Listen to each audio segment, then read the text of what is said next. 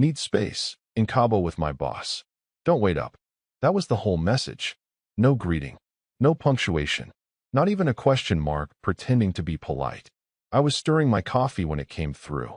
Just regular drip, black, nothing fancy. Serena always made a production out of it. Milk steamed, oat, not dairy, vanilla syrup, frothy cinnamon swirls like she was auditioning for some influencer gig at Starbucks. I always thought it was silly. Now, I understood it was practice. For a life I wasn't meant to be in. I didn't reply, didn't grip the phone, didn't mutter what the hell, like some confused sitcom husband. I just sipped my coffee and nodded. She'd finally sent the one message I'd prepped for, but hoped wouldn't come. Then I got up. Not in a hurry, not like a man chasing anything. I walked to the bedroom, pulled open the top drawer of my nightstand, where behind an old pack of cough drops and a flashlight with dead batteries, there was a red folder. Slim, soft leather, zipped on 3 sides. I'd labeled it in marker, years ago, on a night when she was working late. The handwriting was mine, but the name on it might as well have been hers. If she leaves. I unzipped it and opened the first page, a checklist. Black ink. Bullet points. Precise. Like the buildings I used to draw before clients started asking for open concept everything and ruining good bones. Call David, trust lawyer. Contact Elaine, realtor. Check mutual funds. Remember the Vanguard one she never tracks. Book flight. Email Maya. Leave nothing behind except what she chose to ignore. I checked the first one. Then the second. There was no music, no movie score. Just the soft creak of the floorboards. Same ones I installed myself in 1994, the year we moved in, before her yoga studio days and executive retreats. Back when she still wore her hair in a ponytail and snorted when she laughed. She didn't even bother to call. That was the part that almost got me. Not the affair. I'd suspected something for months, but the casual delivery. Like she was informing me the recycling would be delayed. You don't text that kind of thing unless you've convinced yourself the person receiving it is already emotionally gone. I guess she thought I'd be devastated. Or clinging. Or pathetic. She didn't realize I'd left her, emotionally, 2 years ago. I just hadn't moved my body yet. And if you're still listening, I'll ask you for one small thing. Hit that subscribe. 98% of you won't. I get it. But it keeps this going, and you'll want to see where this ends. Because this wasn't rage. This was the last draft of a blueprint I'd drawn quietly in the background of our marriage. On the back of canceled vacation brochures, behind fake smiles at company dinners, during the 4th networking event she took without her wedding ring. She used to joke that I was too calm to ever cheat. She was right. I was calm, just not stupid. The red folder went into my briefcase. I changed into jeans and a windbreaker. Looked at the mirror. For once, I didn't hate what I saw. 63, silver hair, a little arthritis, sure, but still all there. Still the guy who built 3 custom homes before turning 30. Still the man who didn't need to yell to win. In the kitchen, her framed photo still sat on the counter. Us at Lake Arrowhead. She had sunglasses on and her hand on my chest, like she owned it. I turned the frame around. Just that. Didn't smash it. Didn't throw it. Let her deal with silence. It rattles the guilty more than any scream ever could. By 10 a.m., I had David on the phone. By noon, Elaine had the listing paperwork ready. The house. Already in my name. In a trust one created when we refinanced during COVID. Because Serena thought paperwork was boring and male. I always handled the boring things. She handled tequila shots and sunset selfies with her mentor. At 2:13 p.m., I received another message. A boomerang video of her laughing in a pool, drink in hand, legs around her boss's waist. Captioned, "Stress Detox Palm Tree Kiss Mark." I watched it twice. Not because it hurt, but because it confirmed everything. I smiled and checked off item number 4. Elaine blinked twice when I told her. "You're sure, Frank? You're really selling this house?" Her heels clicked against the hardwood as she stepped into the living room. Sunlight cutting across the sofa Serena insisted on importing from Italy. The same sofa she once told me was timeless and marital. I stared at it now like a museum artifact from a life that never quite matched the brochure. "Not just selling," I said. "I want it gone fast. No open houses. No drama. If they've got a good offer, take it. Trust owns the deed. I just need signatures on paper. She looked at me again, closer this time. Elaine knew Serena. They'd done Pilates together before Serena decided that stretching with the suburban undead wasn't her thing. They used to chat at neighborhood mixers. She had to be wondering why the guy with the quiet wife and the mortgage paid off was suddenly ready to torch the dream. But she didn't ask. She was smart. Cash buyers only, she said. No financing. I'll call 2 people tonight. By 7 p.m., she'd already sent me photos from a walkthrough with a young tech couple looking for coastal legacy vibes. They wore matching Patagonia and spoke in words like potential equity. I told her to go with them if they hit the number. Meanwhile, I logged into the joint brokerage account, one of the dull ones Serena never bothered with.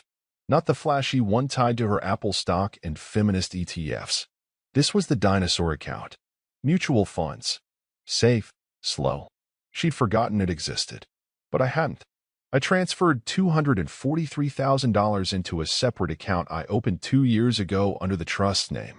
It triggered no alerts. No calls. Because she never bothered setting those up. Security, like loyalty, was something she assumed just existed. Back on Instagram, Serena posted a boomerang of a lime wedge being dropped into a tequila shot. Caption: Monday meetings, but make it sexy hot pepper briefcase.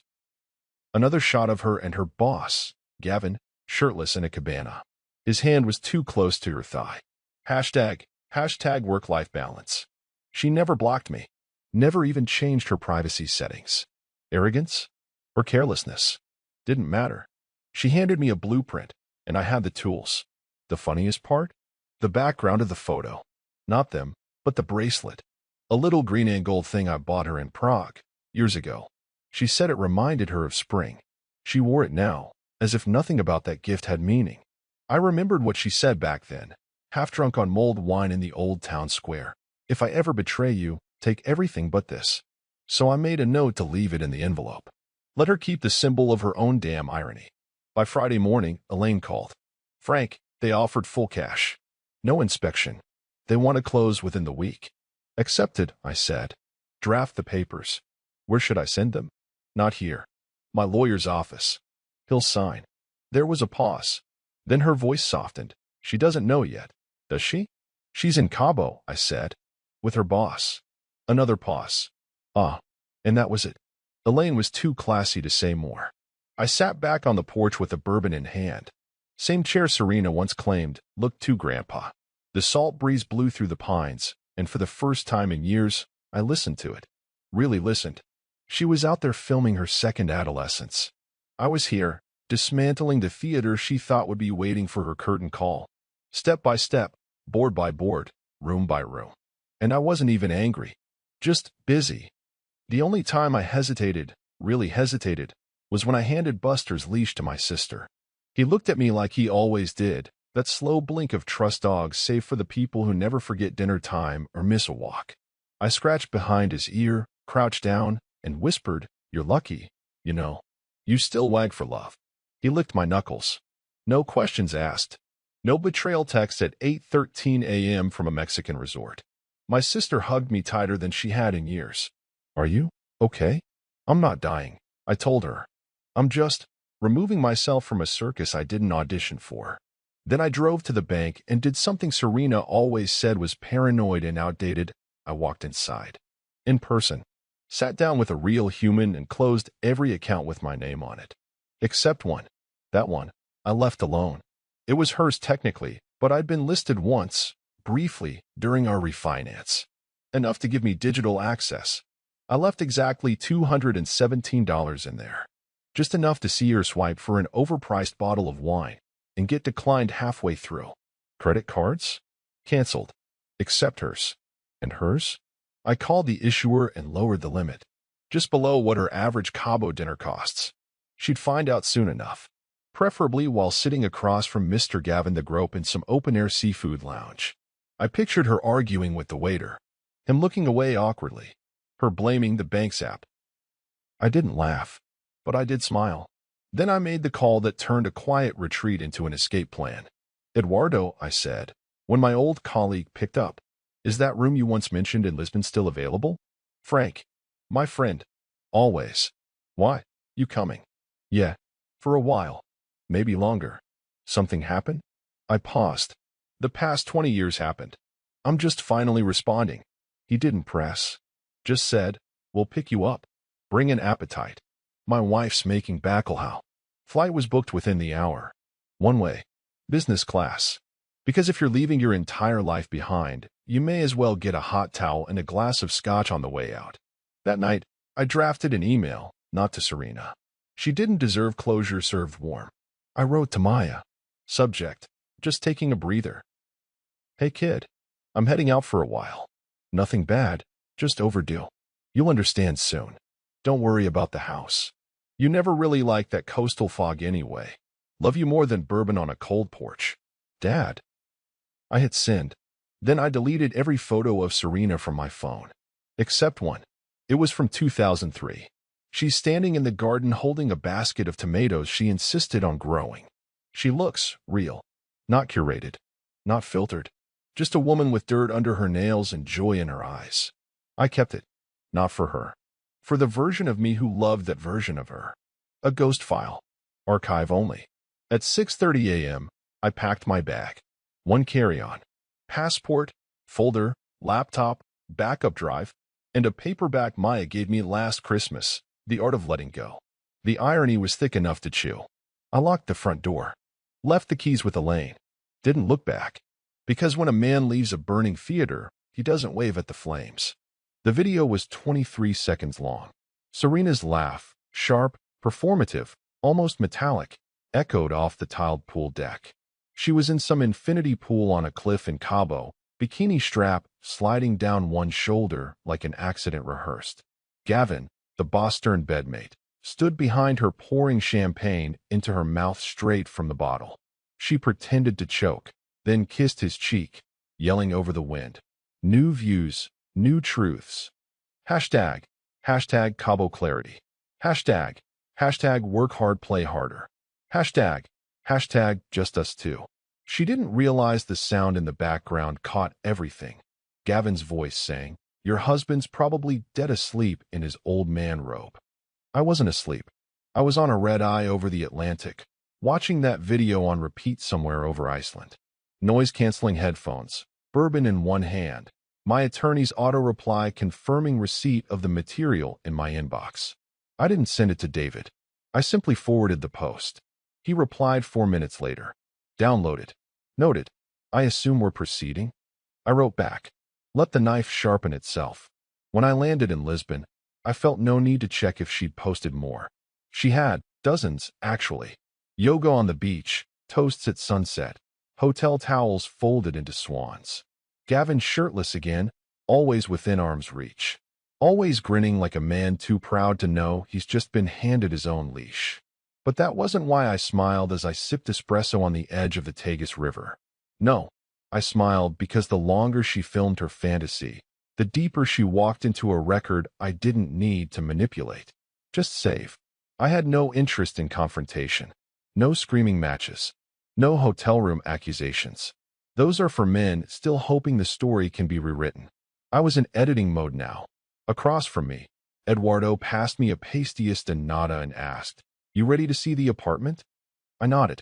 As long as it doesn't overlook drama. He laughed. It overlooks a convent. Nothing dramatic about nuns. Perfect. Back in the States, Elaine had already forwarded me signed documents. The young tech couple submitted proof of funds and requested a fast close. 1 week. Cash wired. The title transfer? Already in motion. I responded with a single line, accept and expedite. Serena, meanwhile, uploaded a carousel post.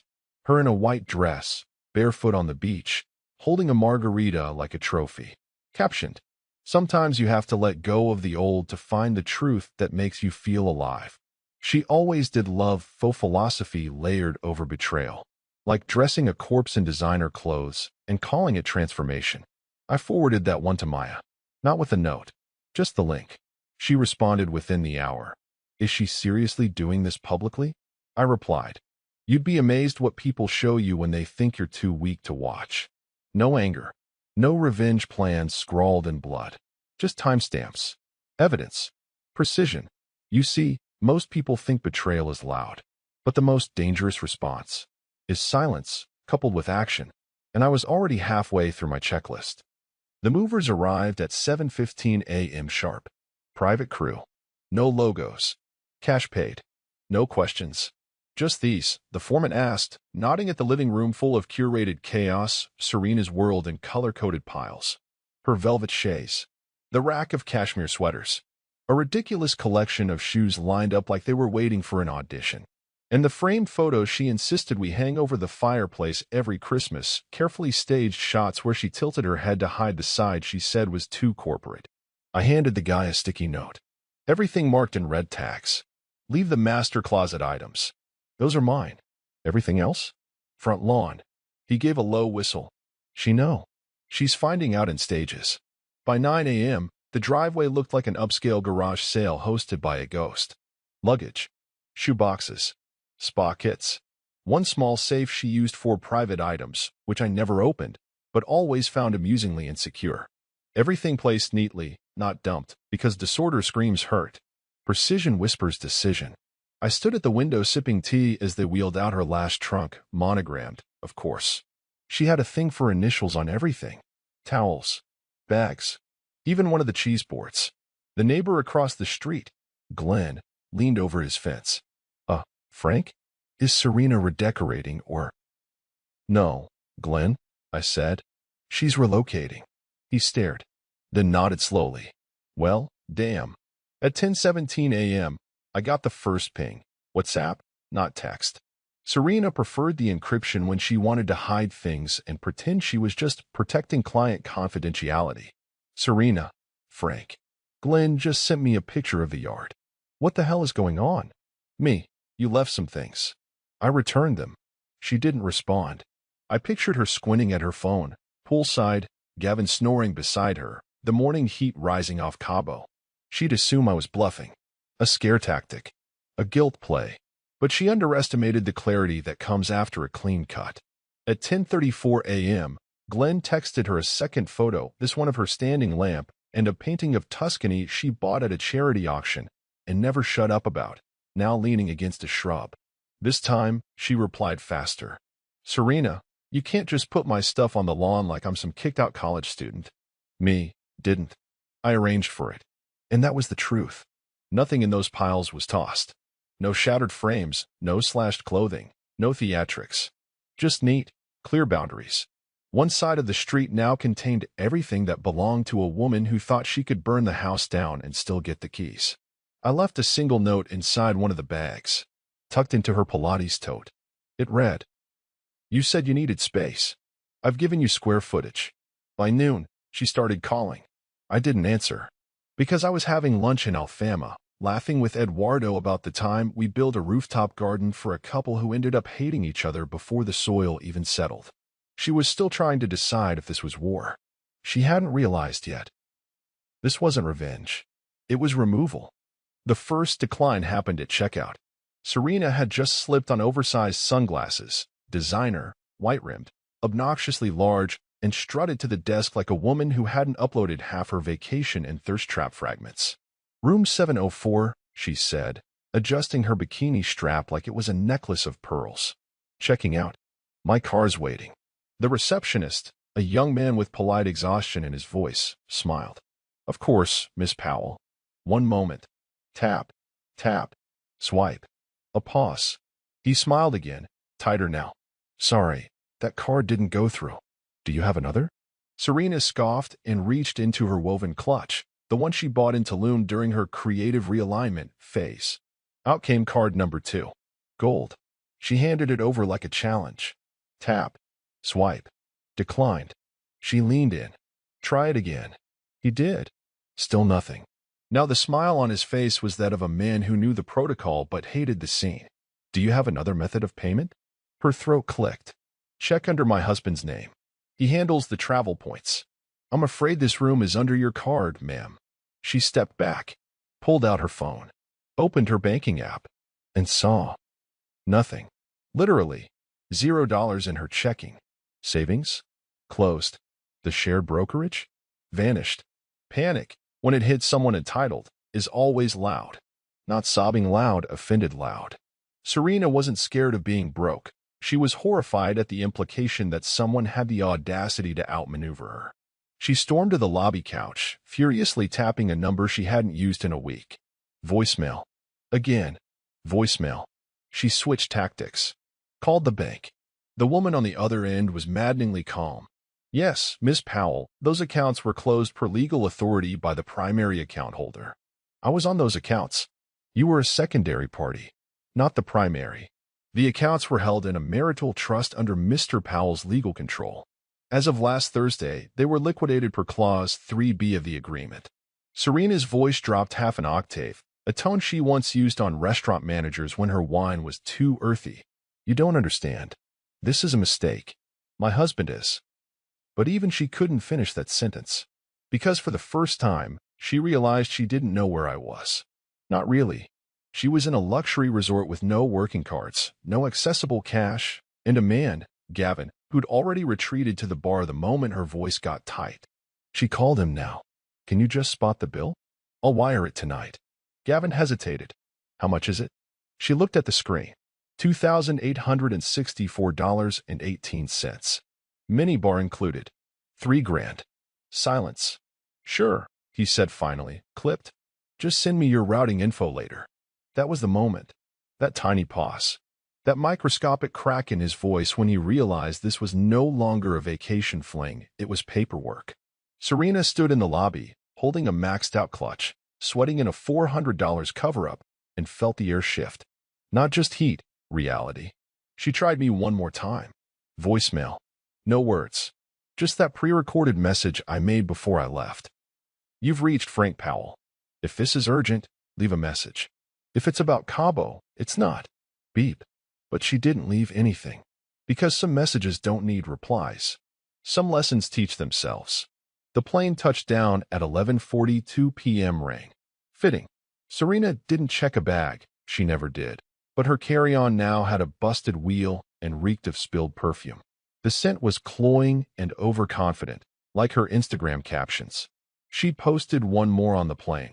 A throwback photo of the ocean and Gavin's arm barely in frame. Recharged. Realigned. Ready for whatever. Well, whatever had already RSVP'd.